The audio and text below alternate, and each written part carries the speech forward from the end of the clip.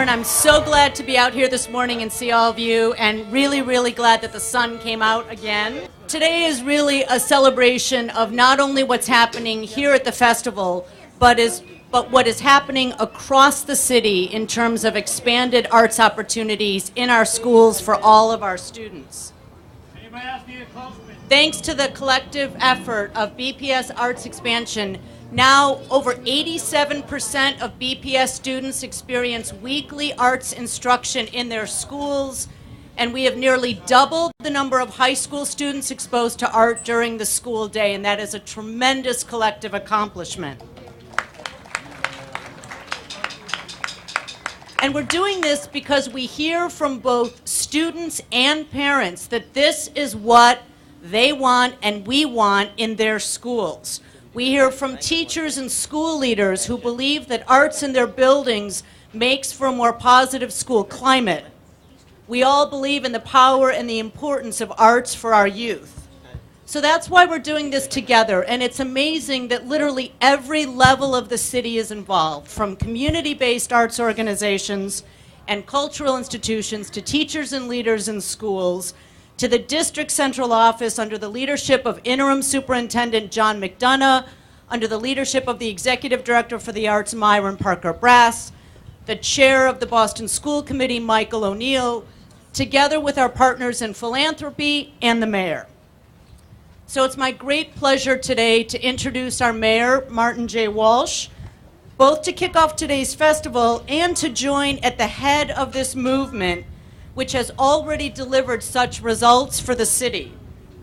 Throughout his campaign and since taking office, Mayor Walsh has spoken repeatedly about the power of arts in our neighborhoods and in our schools, about the role that arts can play in addressing trauma, and about the creative pathways that the arts can offer to careers in the creative industry for our youth.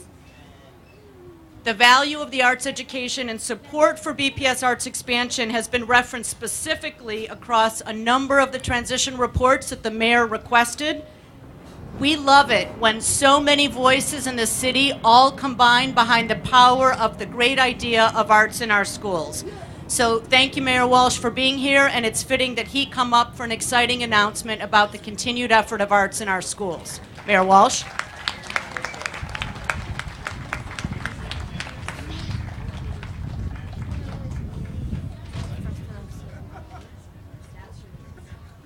Thank you, Laura. Thank you very much, and it's exciting to be here. How's everyone doing today? Good. That's good. I see all the young people back there. You getting excited? I want to thank you for coming out. I want to, first of all, thank Laura and investors for their great commitment, not just here, but throughout the city of Boston. They're so tied into many different aspects of education and making our educational system in the city of Boston great. So I want to thank you very much. I know Laura's walking around. She went somewhere. Thank you, Laura. I also want to thank Myron Parker Brass for your great work here in the arts in the city of Boston. And we are going to do more, and I know that I'm going to be making some discussions here in a few minutes with people, so thank you very much for your great help. This last few days here, we've had 1,100 kids, 38 different schools represented in this exciting program, and I'm very excited about it. You know, during my transition, we spoke an awful lot about arts and education and young people. And really what we're here today is we're talking about arts, but it is about young people. It's about education, and it's about giving opportunities for young folks. So I want to thank all the young people that are here today and tell you how proud I am of you to be part of our system and part of the Boston Public Schools and part of what we're going to do. We're going to make sure we bring arts back at a better clip, and a lot of people that I'm going to introduce in a few minutes have been very helpful to us. But I want to thank you as well because we're doing it for you. So thank you for being here today. Sorry I have cheat notes because I don't want to miss anybody, but we have dozens of organizations that have helped us in our arts in the city of Boston. I just want to name a couple of them. Arts for Humanities, Hyde Square Task Force, the Huntington Theater, and so many other places. Thank you so much for your time and commitment and your investment in our young people. Because without you, we wouldn't be where we are today. And I just want to let you know, as we said, as we move forward, we have some great things to do in the city of Boston. And in all the things that we do, and Mike O'Neill, I'm going to introduce Mike O'Neill in a minute, but when we try to expand our programs, it's difficult at some points because we don't always have the public money to be able to do everything we want to do, and there's so many things we want to do. So Boston, and in particular the arts, but our school system, is so dependent upon outside help for financing. And we have some of the greatest foundations in the world right here in this city. And we have some of the greatest people in the world right here invested in our youth. And I want to thank you for that. And I want to thank the Bar and the Boston Foundation for your support, continued support in so many different fronts. I also want to thank the Climate and the Lindy Family Foundations as well. Without your support, I wouldn't be able to be up here to announce doing great things and announcing a third phase of this great program that we're here for today. So I want to thank you from the bottom of my heart. I knew the investment that a lot of you made to this city before I was mayor of the city of Boston, but after becoming mayor and just seeing people not just make a financial investment, but actually being here today and being so active in so many different parts of helping us make our city great, I truly want to thank you for your love and support of our city, for your love and support of our kids, for your love and support of taking your foundations and making truly an investment in our city. So from the bottom of my heart and from the school department, I want to thank you as well for that great support. And now I have the great pleasure of introducing, I should introduce, I don't know if John McDonough's here, but our superintendent of schools. I want to thank John McDonough as well for the great support. I want to thank the teachers, the art teachers in our city that do so much with sometimes very little. I want to thank you for your commitment and your love for the city as well. I want to thank the other teachers that are here. I was in one school that had a great art program, and the teacher wasn't an art teacher. The teacher was a teacher doing some work on their own. We got to make sure we fix that, but I want to truly thank all the teachers.